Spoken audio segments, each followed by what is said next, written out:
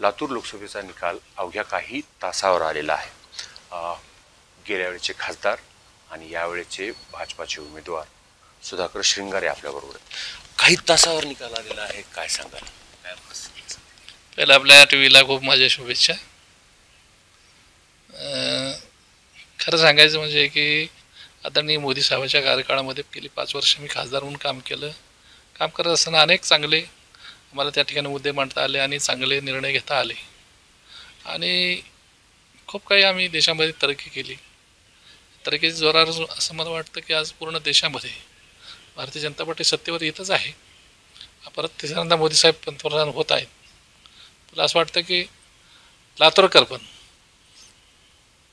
आपल्या मतपेटीमधून उद्याच्या काही तासावर आलेलं इथं हे आहे, निर्णय आहे, नक्कीच मला आशीर्वाद देतील। मला ह्या विजयाची मला खात्री आहे। मोठ्या प्रमाणात तुम्ही प्रचारामध्ये होतात, प्रचार केलात, आता 1.5 महिना झालं प्रचार हे येऊन, तर नेमकी काय ॲनालिसिस तुम्ही काढलाय? कोणत्या मतदारसंघातून कशा पद्धतीचा विधानसभा मतदारसंघातून पाठिंबा मिळेल, काय सांगा? सगळ्याच मतदारसंघामध्ये सगळ्यांनी चांगली कामं केलेली आहेत त्यामुळं, आणि नक्कीच सगळे मतदारसंघ मला लीड देतील अशी मला आशा आहे।